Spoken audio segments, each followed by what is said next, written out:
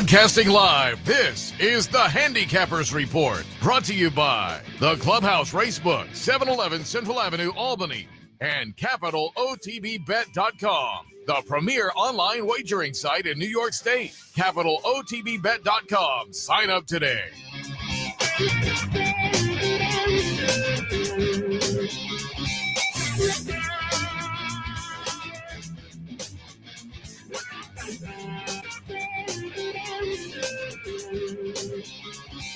Good morning, ladies and gentlemen. Welcome to the Handicappers Report alongside Seth Merrow. I am Anthony Mormino on this December 30th as we were about to put a bow on. This is the most remarkable part. 2023. We've been in this century now, almost a quarter of the century. I mean, 2000 was a long time ago. How time flies when you're having fun. It is. I mean, it is truly remarkable how we have the years just march on. But all thoroughbreds about to have their universal birthday in a couple of hours, and weather looks mild on the East Coast, not so much on the West Coast. Santa Anita probably going to make an announcement later in the morning. I think they suspended training of horses for today, as probably have seen some visuals of Ventura with the huge waves and such. So we'll see what weather is like. Of course, they had, I think, one of the bigger days, opening day at Santa Anita's winter, spring, summer meet. And they gave us about 5 stakes races, which is their want the last couple of years. And we'll see how they going forward. But Speedboat Beach in the Malibu. Yeah, interesting. What was it like? He's only had like 6 races in his career. It is a very interesting career. I mean, he debuted 2 summers ago. He was a hot one. Ended up running the Breeders' Cup Juvenile Turf Sprint, which was odd, and then was laid off. And he won the Grade 1 Malibu, so I guess he's a stallion now. He's all set there, and we'll see how that goes going forward. The Stroop Series is gone. The La Cañada Series is gone. They ran the La Brea, whole bunch of stakes races. But you talk about 2023 and how time flies. I'd forgotten all about that till you mentioned it. That series that kicked off the year out there, the age-restricted series, which was kind of fun, I thought. It was great, I thought. But, it's just the nature of, they're talking about it. I mean, there's just too many stakes races. I mean, but I almost think by 100%, Seth, to be honest. I mean, and horses are running, that series got eliminated because the stretch out didn't work anymore. I mean, it used to be timed out so that the recently turned 4-year-olds could have a series, and then for the colts take on the olders in the big cap, and for the fillies to take on the mares in the Santa Margarita Invitational. But now there's just not enough time for the races. So they dropped the middle leg of both of them years ago. And then you probably don't remember this, but the year that Shared Belief beat California Chrome, that was the year they melded the Stroop Stakes and the San Antonio together, and the Stroop Stakes went away. They made it an invitational. They invited those two. Shared Belief kind of handed him his head, and the Stroop was gone. That was like 10 years ago. Yeah. So it's that landscape. But Seth's going to do Gulfstream Park in a little bit for us. And I was like, they just don't run out of stakes races down there. Didn't they have last week, they had the big card, Tropical Park Derby. We got Super Blessing home, $26. But they have 4 today. It's like they just don't run out. It's a whole plethora, but we'll see. Got your year-end votes in? No, I got the info in the mail the other day. I have to sit down and take a look on my days off here because it's got to be in, I think, by Wednesday the 3rd, I think. I think it will be, for me, probably the single most disappointing horse of the year vote that I can think of in my lifetime.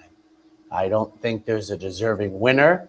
I think White Abarrio is going to win off 2 races. And I think Cody's Wish has a pretty good shot. You think so? Yeah. Okay. He doesn't strike me as a, I mean, what would he be? He's a sprinter, right? Because he's not good at distance, so he's a sprinter. I don't have too many sprinters win that title, but he could be, because obviously he's got that other angle. 3-year-old's got to be Arcangelo, right? Yeah, I mean, yeah. That's the all one. you need nowadays is a two-race winning streak, That's folks. the one I would say is kind of a slam dunk. It was just for 3-year-olds. It was just kind of clearly a lackluster year. One of us thought that way in February, that they'd be not too good, and they're not too good. And went through the Triple Crown season. And in recent years, the Triple Crown, maybe if that has been a little anemic, by the time you get to the second half of the year, and Arcangelo might have, if he'd gotten to the Breeders' Cup and done something big there, then you might be able to say, oh, okay. But and the problem comes, it doesn't end. The problem is, what do you see the handicap division? These guys, they're not going to get better. I mean, by and large. So it was soft this year, and it's probably going to be soft next year. I saw the Hollywood Gold Cup correctly got downgraded. I looked at it, I'm like, people say my left coast bias, but that's been like a grade 3 for 5 years. I'm like, so we'll see. We'll see. But yeah, I mean, 2024, we'll see what happens on the West Coast altogether. East of the Mississippi, it's just, I hope for better things, but certainly the potential, Golden Gate going away, the turmoil of Turf Paradise, and as compared to the East Coast, where there's a seasonal thing, Northeast and then Florida in the wintertime, but beyond that, the folks who are based at Fair Hill, they can go all over the place. They can wind up at Philadelphia or New York. Well, I think California was doomed when they didn't get the subsidies. Oh, that's exactly. I mean, we'd be in the same position in the East if the subsidies went away. It would be very problematic.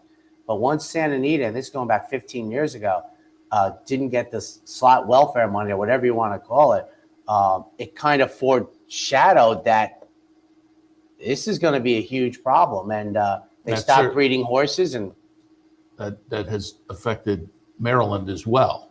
They're getting some of that, but not what they should have, because at the time it was all happening, it was just played wrong, played very badly. And so Maryland, which going back a few years was in trouble when that happened, then had a resurgence, and now in the past 6 months or so, Maryland is kind of in a situation where we have to keep our eyes on in 2020. I've told you, I always on my stakes spreadsheets, usually column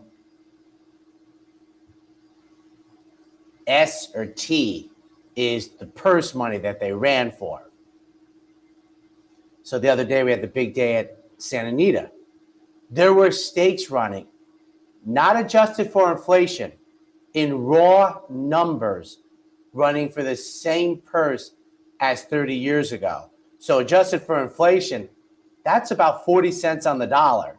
If the websites I use for measuring wealth is correct, and that's just not sustainable. I mean, you look at I'm flabbergasted sometimes, Seth. I go over there, I'm like, they ran for more money in 1988, just raw number, than they are today.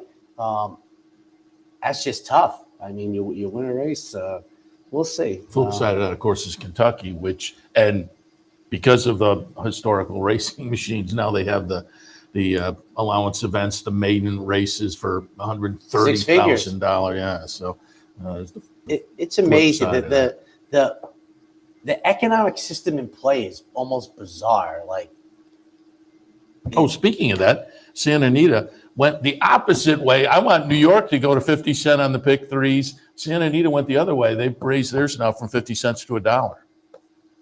And I know you're big in that, but I always think like, well, that would be like 20 cents when I first started betting horses. I'm like, the fractional wagering is funny to me because I can't imagine what $2 was worth in 1956 when that was the minimum bet. But betting 50 cents now would have been like the equivalent when I was 18 to betting 15 cents. So you basically had to bet 14 times that in a bet. And I know you want those 50 cent pick threes, but and you say most jurisdictions have it. I think I would have said everybody but New York until that. As far as I know. Listen, I was in Southern California where they had $5 exactas. Yeah, they have that. You know, And they still have that $5 double now that goes north and Northern California. NorCal, SoCal. So it's bizarre, but there you go. You ready for? I am. We are because of Super Blessing. I've been pulled out in the last race. Yeah, I was going to say, wasn't that the last? Last race, that was a nice $26 winner.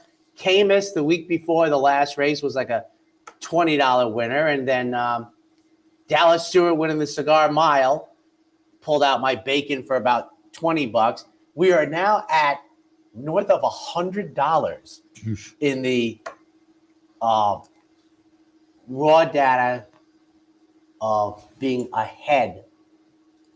We have 18 months in the bank, and we have, I think it's like 101 and change because of that race I hit Churchill Downs like 64 cents or something. Wrapping up the new year, and you were worried about Gulfstream. I was right up until right up until Super Blessing. Then I became unworried. Actually, I had like I was at like $12 or $13 for the first 10, so that puts me like -7, and then Super Blessing, the live oak course. Super with an O. Yes, so just turned it had to be a live oak on its head, and it was like plus $40. So mandatory at Gulfstream today, and a carryover at Aqueduct with their pick 6. I think at $90,000 in the carryover today at I Aqueduct. think only a couple horses were covered in the last race. It was because the horse that won, I think, was favored and wasn't covered. It was very intriguing. Yeah. Opener on this Saturday afternoon, December 30th. Maiden specials. These are 2-year-old fillies going the 1-turn mile. I miss the days. This would be like what we used to run the display at 2 1/4. We used to have the Gallon Fox, Roddy Lenny. What was that? Coyote Lakes used to win. 1, 7, and 5 here, and I almost put the 7 on top, and I might regret this, and when I looked at this, I didn't want the entry. I want regulatory risk from the rail. Maturity date on the outside. I mean, if they both run, it's just going to kill my price. But regulatory risk, adding blinkers coming out of the Keeneland second career start, I'll take the Chad Brown runner. Greatest gift is making the debut at a mile for Linda Rice, who has just had an incredible 2023. We're double digits on the morning line. We're an offspring of Curlin. Listen, it's not easy to come, off the bench and win going a mile, especially against the Klarovich runners. But I really, for a long time, had greatest gift on top. 4th, 3rd, value area number 5, who is only sprinted 4 times, never been off the board. The offspring of More Than Ready steps out 175 in the opener. You brought up Linda Rice, and yesterday Dave Grenig tweeted out a couple of facts on her. Yesterday, when she won the 6th race, that was career win 2,406. That made her the 2nd winningest female trainer in racing. She passed Kim Hammond, who I'm not sure whether she still trains or not. She was Midwest in that area, or Ohio. But that's the Midwest. The leader is Kathleen O'Connell with 2,441. So again, Linda Rice now with 2,406. But more interestingly for the weekend, Linda Rice is chasing the all-time annual win total in New York. She's a couple behind David Jacobson. He set the record with 164 back in 2015. And this is for all the NYRA tracks from January 1st to December 31st. Linda Rice is 2 behind. She has 4 in today. She has 8 in tomorrow. So she needs 2 wins to tie, 3 to take the record for annual. Show you how the game changed. We run far fewer days. nowadays than the old days when they used to run 300 days a year and no one could get north of 150. Now they run. I didn't know. Is that the first time they applied for fewer than 200 days? I don't know. But there's another thing going back to when I first got in the game. Yeah, The number 300 of days. Oof. Second race today at Aqueduct State Bred optional claimer, non-winners of two other than, once again, the one-turn mile. There might have been some years they went like 308, 309, 512 coming out of the chute here. And David Dunn trying to get back in the winner's circle. Now, a couple of these races, what I noticed was you had to, if you have formulator, it's easier. Sifting through the off-going ones and the clear fast ones, it took a little work visually for me, but I think David Duncan, the 5, Callaloo, is a major player here, regardless of how the weather comes up. And I'm on the outside at 4.5 to 1. For a second down at the rail, Tom Morley sends out the 1. The one-turn mile, I think, hits him right between the eyes, draws inside, has forward position. For a third, this is an example, like Bourbon Chase to me is in the mix with everybody else. No more, no less. 8 starts at Aqueduct, 1 W, 4 seconds. We're 2 to 1. The Todd Pletcher runner is going to get bet once again. Now, the odd thing for him is this took some real parsing out. So Bourbon Chase, you got to look down, find a fast race. Broke the maiden the off the turfer. Not so much for me. Then had some non-fast racetracks. And then first time versus winners on a clear fast racetrack. The Offspring of Practical Joke won. But 5-1-2 in what I think is an enormously competitive second. Dave Donk with a nice win a couple of days ago as Naira came back from the holiday break. They had the Bay Ridge Stakes on Thursday, and off a layoff of over a year, wins it with Fingal's Cave. So nice win for Dave Donk a couple of days ago. Also want to mention the second race, got a root for our friends at Eddie F's. They have Lobster in there. Who's like the long shot at 8 to 1 in the race. I mean, that's how competitive the second is. Stakes action in race number 3, the Gravesend, $150,000, 3/4 of a mile. Listed stakes for $150, not too bad.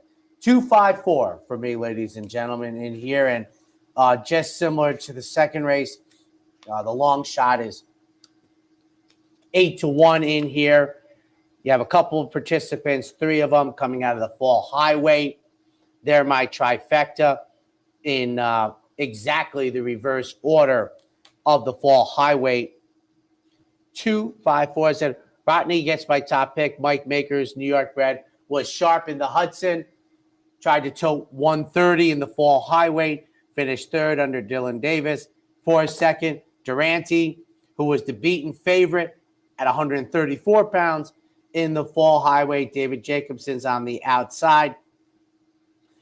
Clearly, the horse, he's the major player. Now, on buyer speed figures, boy, it'll be interesting to see how they bet Bold Journey, because he was the winner of the Fall Highway, drawing 6 pounds from the runner-up. And I don't talk about weight very often, but they're going to be level weights today. Very intriguing Gravesend, 2, 5, 4. Race number 4 this afternoon. We're looking at state-bred maiden claimers. Once again, a mile on the main track. I ever told you, like, if I ever won like the Powerball, I would make the Fall Highway like $1 million race. I think it's completely missed. I mean, there's so many 6 furlong and 7 furlong stakes races. They just kind of meld into each other.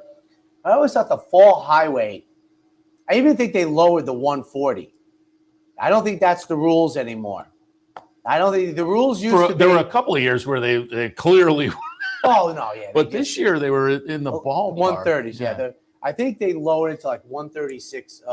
The rules used to be the secretary started at 140 and worked down. But I thought, I don't want to say neat, but I thought it showed a dimension for one race a year. Put on weight, you go 6 furlongs. it'd be the Anthony Mormino Invitational at about $1 million. I would, if that happened, I would name you the best racing fan of all time. Really? If you won the Powerball and then donated $1 million. Oh, absolutely. I just know it would not be a question that the only thing I can't figure out is where on the calendar I would want to put it. I always thought it was neat that they ran it on Thanksgiving for the obvious reasons, but I don't want to be a prep for the Breeders' Cup because trainers won't show up with the weight, but maybe like Memorial Day or something, so you have plenty of time to reorientate yourself. If you're given $1 million, and $1 million probably does get you the chance to put a spot on the calendar. Put it at Saratoga. No, that's a good call. Maybe. See, that's the problem now is that's the prep then for your Breeders' Cup. Have it on the undercard of the Travers or something. Maybe trainers would go for that, but it would happen. Trust me. Now, my wife would give me double stink eyes, but trust me, if I got the $700 million, we're running the Fall Highway maybe for $1.50, $1.5 million, because, as I said earlier, $1 million isn't what it used to be. 852 as we continue with these one-turn, 1 mile races. Todd Pletcher sends out the 8 first time in for a tag, second start of the year. I just think it was purely practice when they came back to the races in a turf race where the offspring of Bernardini didn't lift a foot. The Rapoli runner comes out today, I think, in a spot far more appropriate. For second, number 5, Teresa, Oscar Barrera III sends out this runner. Beaten favorite in the last, but that was the second start off of a freshening. I think this puts us in a very good spot. Same level as the most recent effort, same level as the debut we fit. For third, Strange Fruit. I don't know what to make of the most recent effort because it's awful based on the buyer's speed figures. And I just was like, can we go back to the 1 mile races at Saratoga? So I threw it in.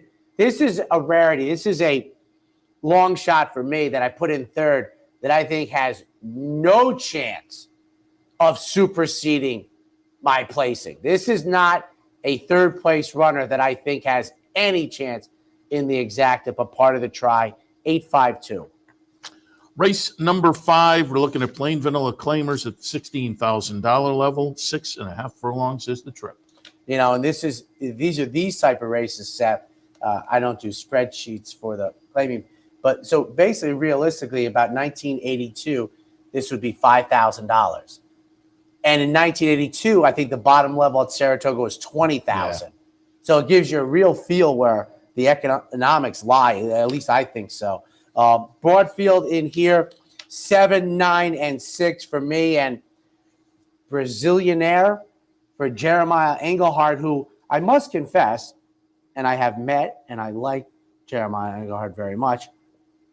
I did not feel a 26% 2023. Well, I mean, I'm sure a number of those were at the Finger Lakes. Yes, that I absolutely can agree with because he has had a slow NYRA year. But this horse went to Kentucky Downs, but I love the comeback race at the Big A a month ago, November 30th. Stick with the same jock. Fits in here at 16 for a horse who's been on the NYRA circuit for second. Don't be late. Not a problem. Scored with this horse on December 9th. We try and come back again. Won't be the favorite today. 1 at 12.5. Steps up, steps out. Flamingo Hawk for Richard Dutrow Jr. First off the $10,000 claim. Richard winning at nearly 30%. First off the claim. 7, 9, 6. Is he a finalist for Trainer of the Year? We'll head to a break. When we come back, we'll continue our look at Aqueduct. A little bit later on, we'll shift our attention to Gulfstream. Stay tuned.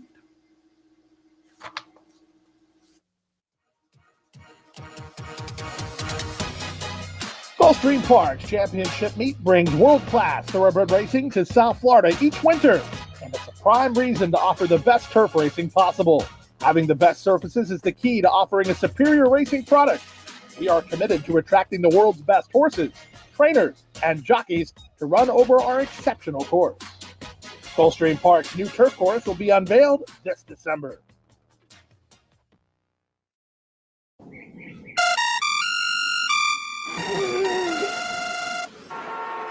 Come on. I want sales reports on my desk by Monday.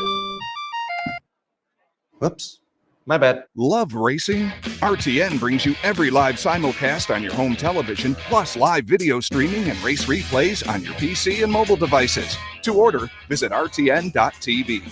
RTN, a breed apart. Capital OTB is now streaming live on Roku.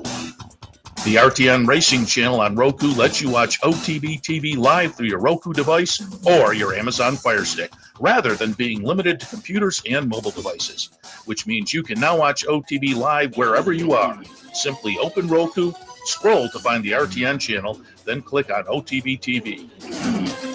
OTB TV on Roku. Try it now. Welcome back to the Handicappers Report. Seth, Merrow, and Anthony Mormino, top of the hour, racing across America. Should be a fun show today.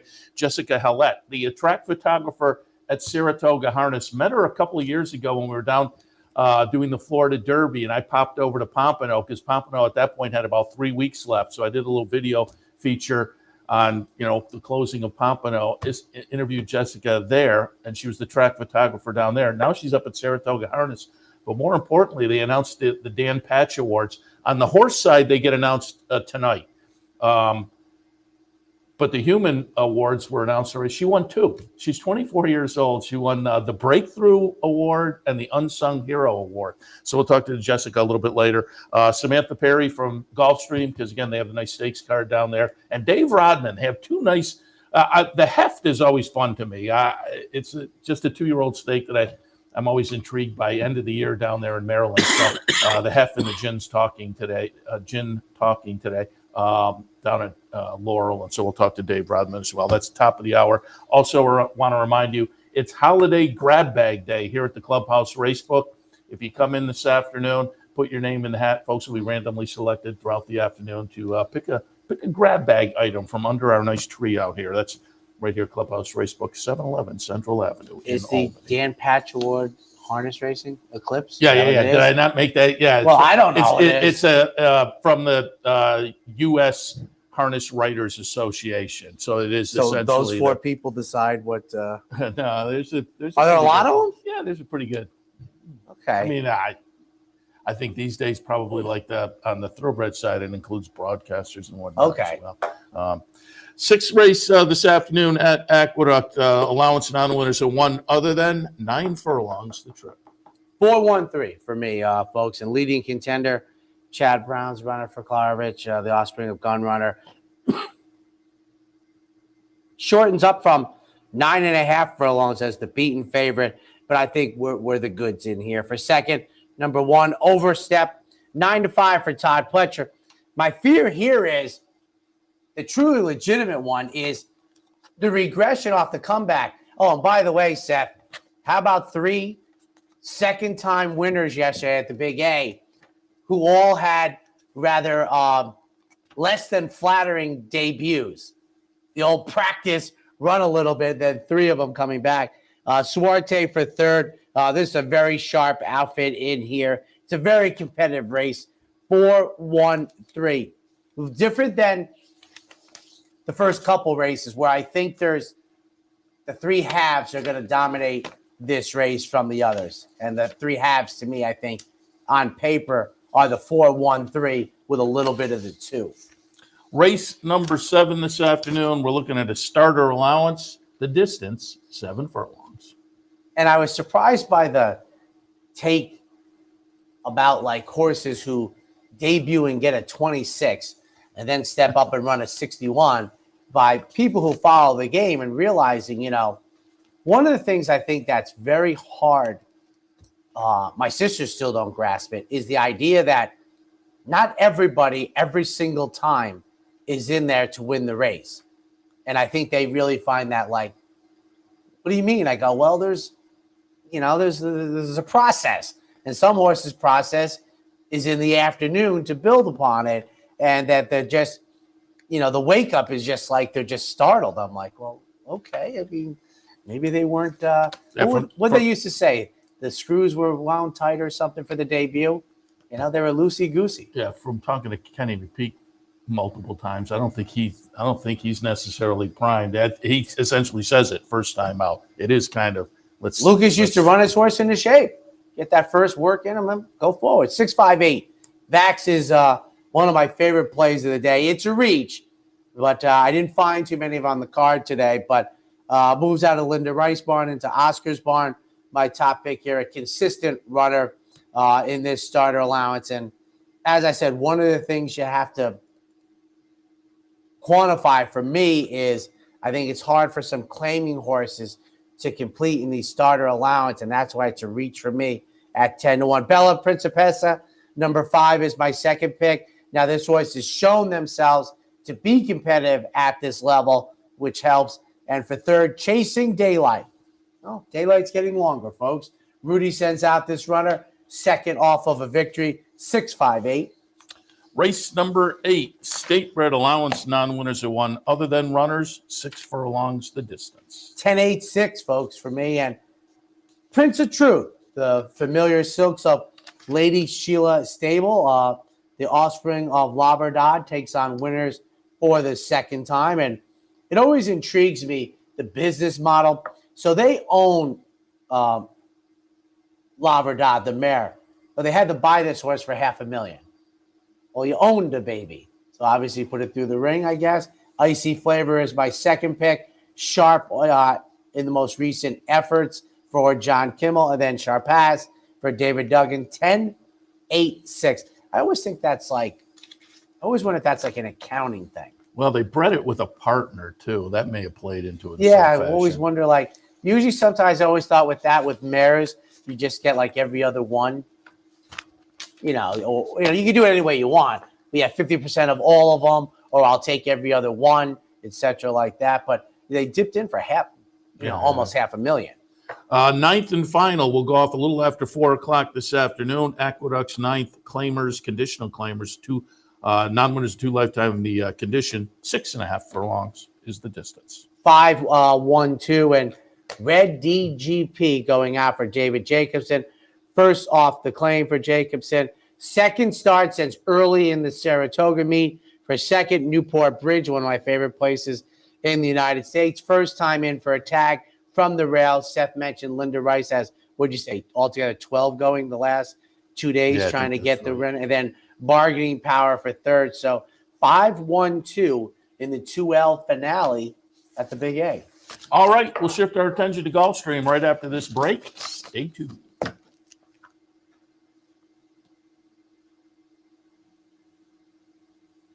Birdstone is an outside front. They're coming down to the finish. Can Smarty Jones hold on? Here comes Birdstone. Birdstone surges past. Birdstone wins the Belmont Stakes.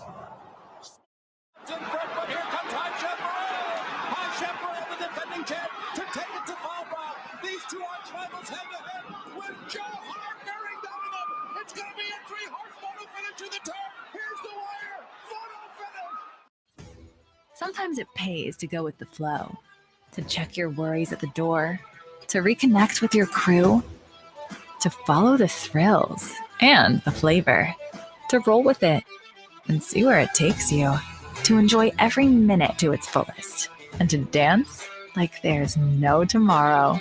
You can do that here at Rivers Casino and Resort Schenectady, where the good times flow.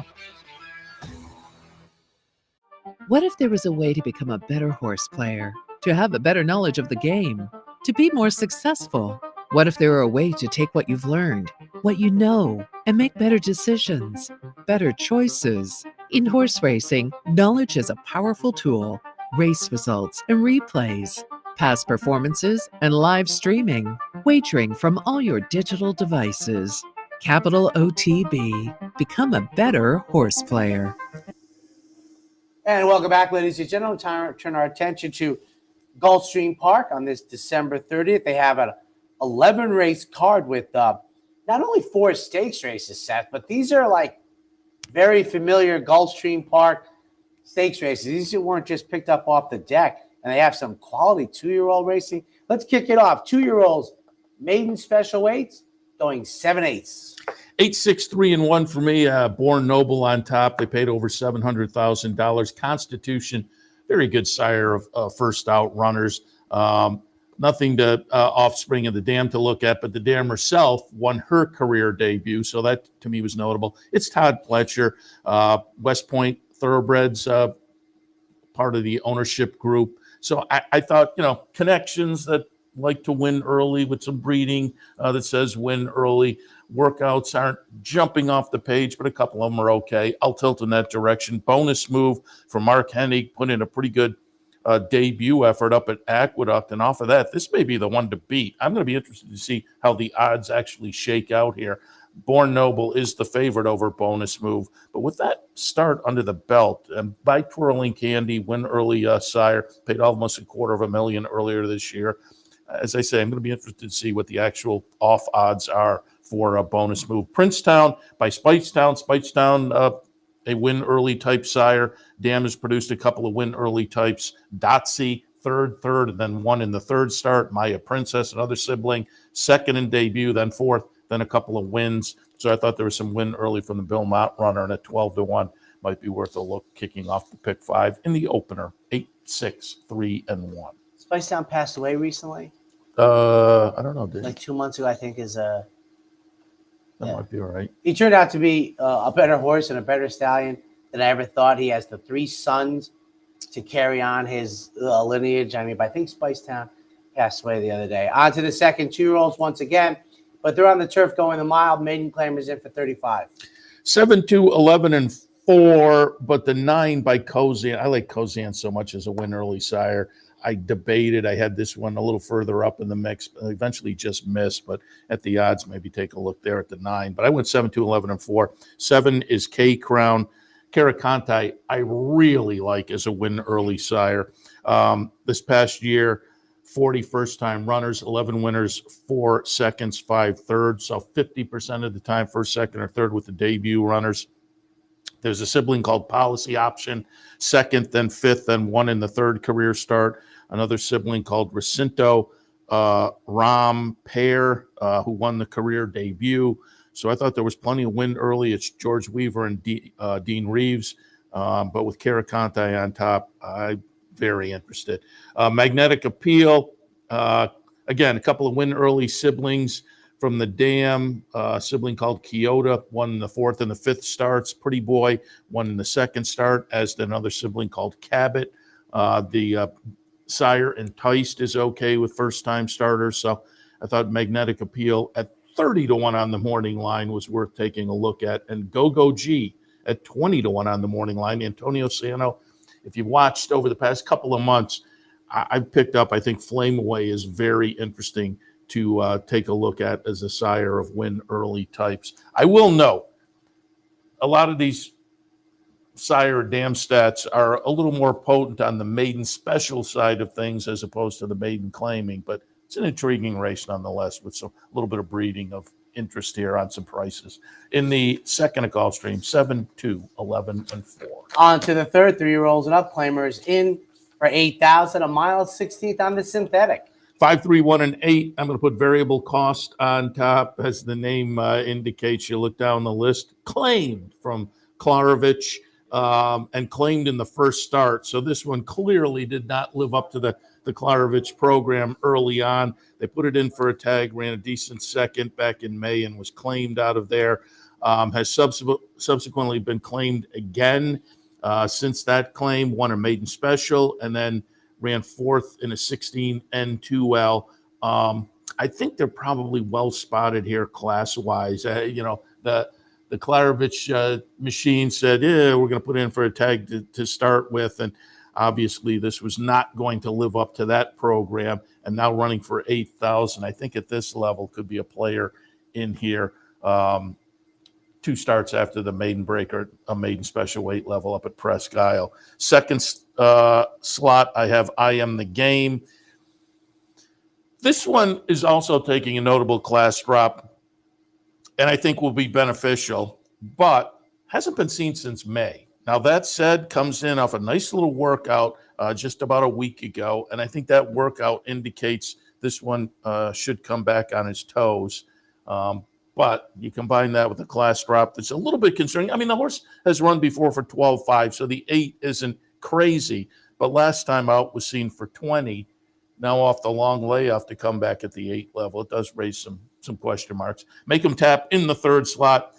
Third start back off a late summer, early fall layoff, also getting a class move that should be beneficial.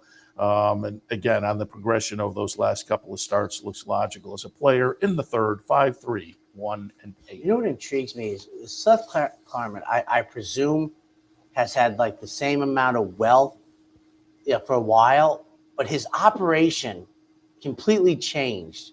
And I'd be very intrigued to delve into that with him, because he used to be, I've talked about it. Gary Siaka trained for him. He had modest horses, I think is fair to say. And then at some point, he just changed the whole thing and decided to play the game in a completely different area. And I didn't think his station in life changed that much in that time. I think he was a very affluent man when he was playing it with $30,000 claimers, but clearly he plays in the grade 1 level now. You don't see that very often. But on to the 4th, Mile on the Turf, optional claim. Phillies and Mares, optional claiming, entry level allowance. 2, 7, 8, and 4. Delahaye on top for Chad Brown, Bill Lawrence. Nice progression, start 1 to start 2, and it was off a long layoff. Now gets to string a couple together. I'll put that one on top. Second spot, Holagata. Also a Chad Brown runner. Hasn't been seen since mid-October at Keeneland. But the last 3 starts were pretty good. Monmouth, Kentucky Downs, and Keeneland. And off of that most recent form has to be considered in with this bunch. And Bilmont and Irod Ortiz combined on Swoop to finish. Laid off from the end of the Saratoga meet until the middle of November at Aqueduct, and put in a pretty good effort. Now comes down to Florida and has been working up at Payson, and the most recent workout looked pretty good. I think this horse will be a player as well. I'll be interested to see if with Irod on board, will we get the 7-2 price? Because I think that's about right. That would be good value on that one, I would think. In the 4th, I have a 2, 7, 8, and 4. And kicking off the stakes action, race 5, a longtime staple of the race program. Phillies and Mares going the 1-turn dirt mile in the Rampart. I'm going to put Unifying on top, 2, 3, 6, and 5. Unifying comes out of a stakes win at Ellis Park, and as that might indicate, we're talking about going back to late spring, early June, so there's a layoff to be concerned with here.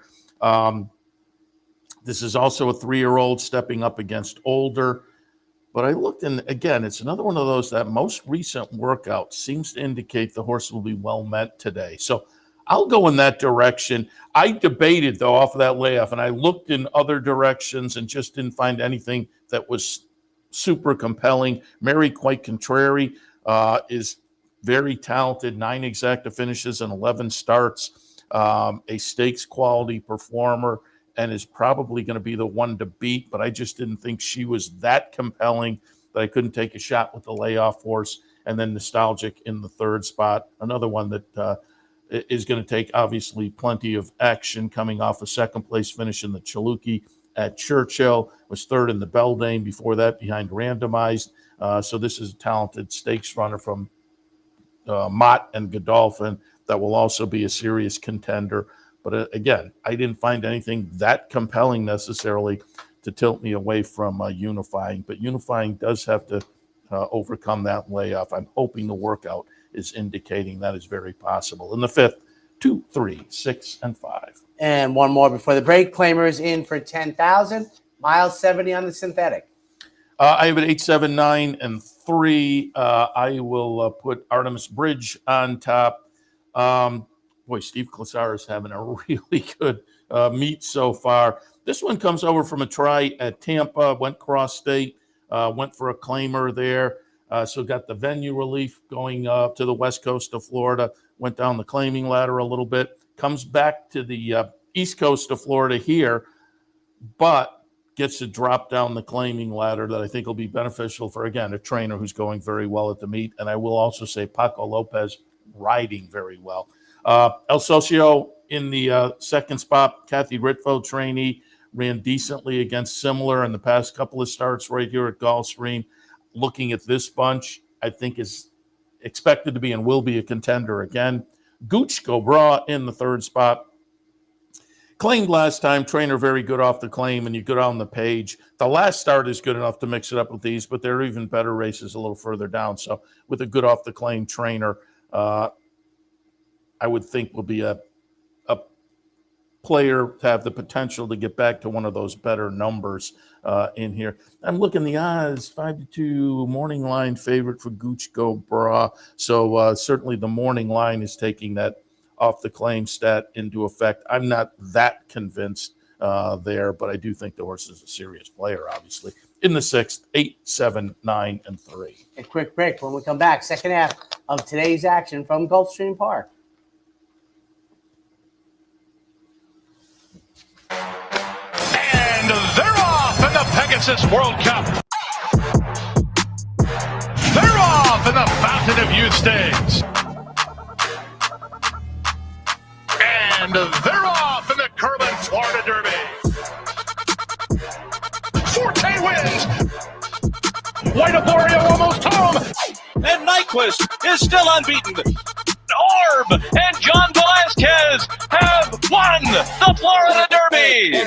Barbaro wins. And there you have it. Northern Dancer will be the winner of the Florida Derby.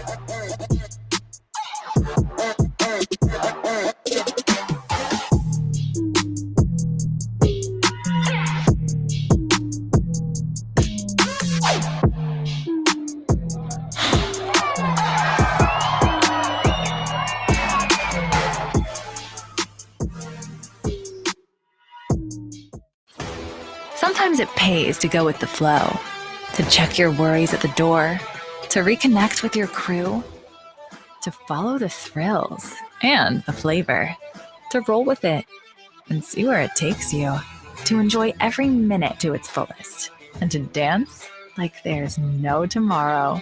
You can do that here at Rivers Casino and Resort Schenectady, where the good times flow. Welcome back up to race number 7. 3-year-olds and up, dashing 5 on the turf.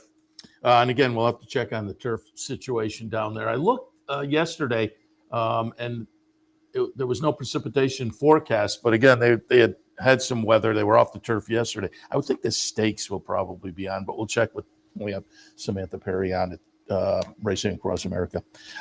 Seventh race, 4, 6, 3, and 8. I'm going to put Cruisin' Man on top. Has plenty of early speed.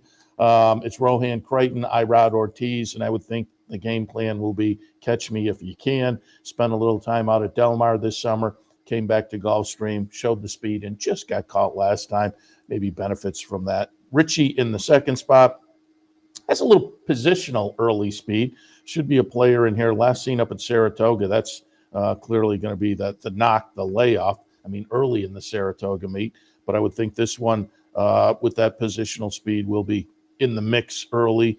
And then when I get to Heaven in the third spot, this one sits a little further back. It's a Mike Brombetta runner that maybe if things fall apart on the front end, will be able to reel them in late, sitting off the pace a little bit early. In the seventh at Gulfstream, 4, 6, 3, and 8. On to the 8th, 1 mile on the turf, the Swanee River.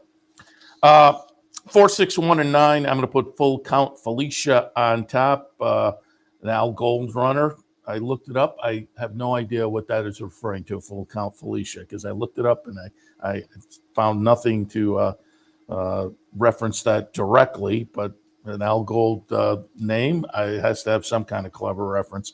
Brittany Russell trains, who is sitting on the verge of being the leading trainer for the entire year in Maryland. So she's looking at a scoring a little bit of a record down there over the next couple of days. This one comes in, took a trip out to Southern California at the end of the year. I'm more focusing on the win at Pimlico before that in September.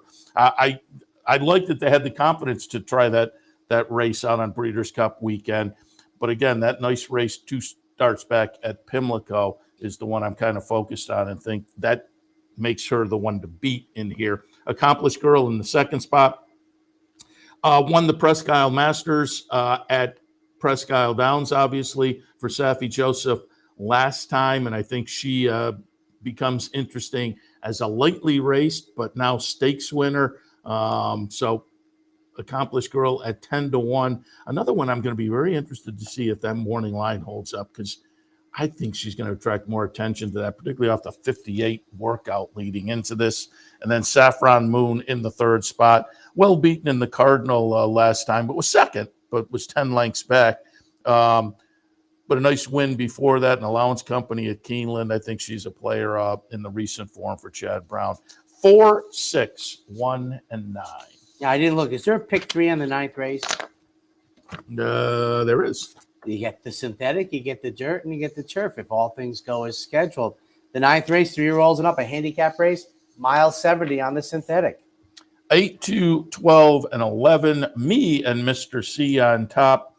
Clunked a little bit last time on the synthetic, but the turf races before that were good enough. This is scheduled for the synthetic, so we'll see. I mean, that Mike Maker keeps the horse in says to me the synthetic probably wasn't the problem, particularly since this horse has an okay record on the synthetic other than that last race. So I'm looking at that as an aberration. I'm drawing a line through that. You draw a line through that, this horse becomes very logical. And again, 8-1 on the morning line with Irod Ortiz on board. We'll see if we get that. Saratoga Flash in the second spot. Safi Joseph runner that had a nice win when last seen on the synthetic, comes in off a good workout at Palmettos most recently. And Public Sector. Public Sector was a Chad Brown runner, and as the name might indicate, Klarovich, and now goes out for Safi Joseph. But if you note, another one that clearly wasn't quite living up to, amazingly, with about $750,000 in the bank, had not lived up most recently, I suppose, to the Klarovich program, because if you look up in the top, was sold in the November sale at Keeneland. And most amazingly, $750,000. It's a 5-year-old coming out of the Klarovich Chad Brown operation. $35,000 this one was picked up for. I'm very intrigued to see what, did they make a clever catch? We'll see this afternoon for Public Sector. In the 9th at Gulfstream, 8, 2, 12, and 11. On to the 10th, 3-year-olds and up. The Harlan's Holiday at a mile and 16th on the dirt. I think this is a competitive event, but I went with New York Traffic. Second last time in the Hudson. This is a New York bred, so was in that New York bred stake last time. Finished behind Rotney. You may get a little barometer on this one if you look at Rotney earlier in the day at Aqueduct. So New York Traffic, the win 2-back certainly was attractive. And the second in the stake also was good with a solid number. O'Connor in the second spot. Top picks a Safi Joseph runner. O'Connor a Safi Joseph runner. Tyler Gaffleone on board. Comes out of a win in the Grade 2 Fayette at Keeneland last time. So I think is a serious and obvious player. And Gasoline, I like Gasoline in the Clark last time. Didn't show up there at all. But the race before that with the triple-digit buyer win, who knows? Maybe a little bounce off of that one. But with that triple-digit buyer, I think you have to pay attention in here to the Todd Pletcher runner with Irod Ortiz on board. In the 10th, the Harlan's Holiday, 2, 6, 9, and 10. On to the 11th and finale, 3-year-olds and up. 9 furlongs on the turf in the Fort Lauderdale. 9, 7, 3, and 4. I will take a look at running B for Chad Brown off of the win on the comeback. Laid off from October of last year to November of this year and looked pretty good on the comeback. Steps back into stakes company. Had tried one stake earlier in the career, the Dueling Ground Derby at Kentucky Downs in September of last year, and was a complete flop in there. But again, it was early in the career. It was right off a maiden breaker. It was at Kentucky Downs, kind of quirky. I think off of that seasonal debut, running B more apt to run well in stakes company this afternoon. Stone Age in the second spot, another Chad Brown runner, comes off a couple of stakes tries at Saratoga and Aqueduct after a career kind of being a world traveler, Qatar, Hong Kong, Great Britain, Saratoga, if you go back to last year with the Saratoga Derby and the Belmont Derby. But again, I think this horse maybe finds a nice spot here to get back on track. And then Jerry the Nipper in the third spot from Todd Pletcher, another one that has some back races that are pretty good, and I think has the potential to bounce back and get to those numbers in with this particular field this afternoon. In the 11th and final, 9, 7, 3, and 4. And that wraps up our look at Gulfstream Park for this December 30th. Always kind of like when I like this calendar for the holidays, the Saturday, Sunday, Monday, right? So it's kind of good for horse racing, the weekend and the holiday, people getting together at the racetracks. Last weekend, Christmas Eve, I was in here because it was fun. We had the 2 Florida tracks, but we had Cumberland harness racing from Maine, which is a track I've been to. The Cumberland County Fair is run every September. I recommend it. Take a drive up to Maine. It's really nice the end of September. But that used to be there. They just ran that. And so I have seen that the last few weeks, but we never had it on the network, but there was slim pickings. So we had some Cumberland racing, and I looked up the website. Somebody bought the track because Scarborough Downs had closed, and somebody bought the track and expanded it. The meet? And last week was. They don't run from the fair to now. Is there a break? Or they do some summertime racing, right, then there's a little break, then they do the fair, and then there's a little bit of a break, and then they come back most of November, like early November into it. And that was their closing day. They come harness back. racing is a thing in Maine, right? There's no thoroughbred. Yeah. The county there is a whole county fair circuit in the fall. So theirs is maintained then. Yeah. Because fair circuits were a thing for 100 years. Whether it was, Massachusetts, for me at least, had the most famous one. They had a circuit. They had Marshfield, Northampton, Great Barrington. I think I might be missing one, but they had a summertime circuit, etc. I made one of those. I went to Northampton for the final race of Zippy Chippy. You remember you telling me that? I'm like, that's. I was watching the King's Bishop. I was watching whatever the Grade 1 closing day stake is at Saratoga on Monday. Thursday, I'm at Northampton watching Zippy Chippy. Speaking of the King's Bishop, Forestry died, who ran one of the most incredible King's Bishop in '99 with Chris Antley. One of those 7 furlong stakes races, and there's been a handful of them that eclipsed the old Spanish Riddle 108. They tripped the teletimer in 107 and change, and Forestry was a Bob Baffert runner, incredibly talented, and just dominated the 99 King's Bishop. I think he died in Brazil, like 20. I find it very intriguing where some really big-time name horses who don't make it as stallions end up. And there's another one that recently passed away, and I was shocked to learn where they were their last years. And the other part I like is the news comes out like 2 weeks later.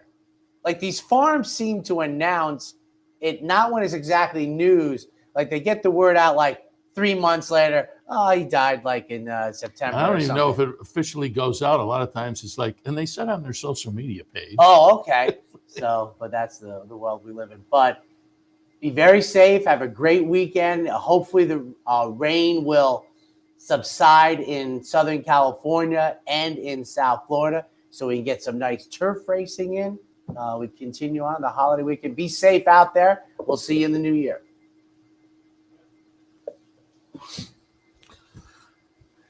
Why are you going to Australia? You're watching OTB TV, a service of Capital Off Track Betting.